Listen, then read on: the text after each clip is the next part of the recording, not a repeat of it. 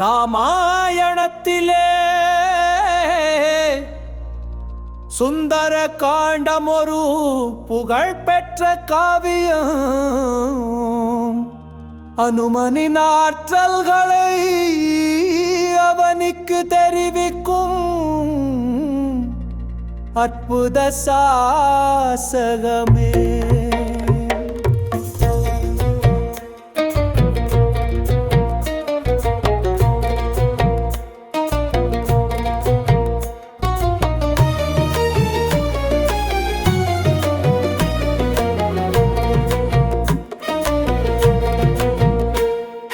சீதையை மீட்டு வந்து ராமருக்கு உதவிடவே அங்கதன் ஜாம்பவானும்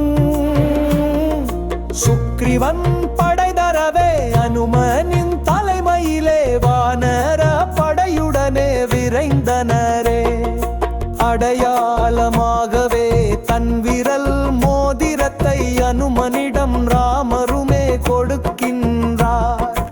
இலங்கை தீவினிலே சீதையும் இருப்பதையும் ஜடாயு சகோதரனும் கூறுகையில் அனுமன் ஒருவனே கடல் தாவும் வீரனென இலங்கைக்கு சென்று வர அனுப்பினரே உடனே.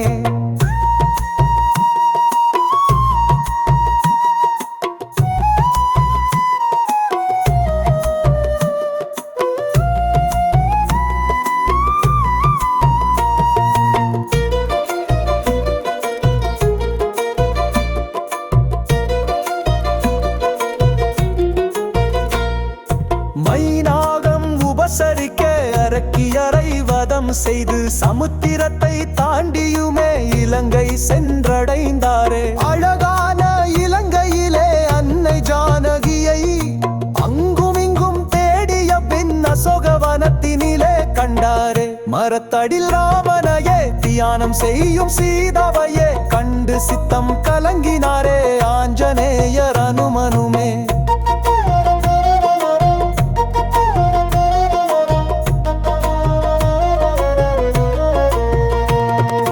ஜெயராமன் சரிதம் சொல்லி கணையாழி தனை கொடுத்து சூடாமணி பெற்று கொண்டார் சுந்தரர் ஆஞ்சநேயர். அன்னையின் கண்ணீர் கண்டு அரக்கர் மேல் கோபம் கொண்டு அசோகவனம் அழித்ததுடன் அனைவரையும் அழித்தாரே. பிரம்மாஸ்திரத்தினாலே பிணைப்பட்ட ஆஞ்சநேயர் ராமனின் பெருமை சொல்ல வெகுண்டான் ராவணனுமே. அனுமனின் செயலை கண்டு அவன் மேல் கோபம் கொண்டு வையுங்கள் தீ அவனின் வாளுக்கென்றார் ராவணனும். வாலில் வைத்த நெருப்பினாலே வெந்ததே இலங்கையுமே. அரக்கனின் அகந்தைதனை அழித்தார் அனுமனுமே.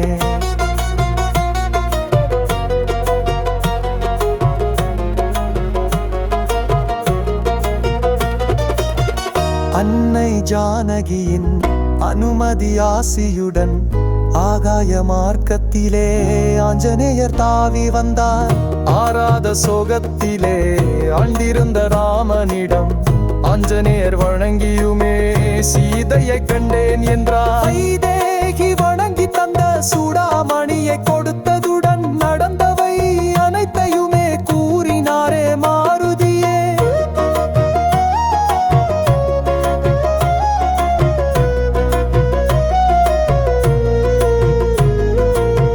மனம் மகிழ மாருதியை மார்போடனைத்து ராமர் மைதிலியை சிறை மீட்க மறுகணம் சித்தமானார். ஆழ்கடலில் அணையை கட்டி அனுமானும் இலக்குவனும் ஐத்திட்டார். ராவணனை சிறை மீட்டார். சீதையையும் அயோத்தி சென்று ராமருமே அகிலம் புகழ ஆட்சி செய்தார். ராமனை சரணடைந்தோர்க்கு அவனருள் எந்நாளும் உண்டு.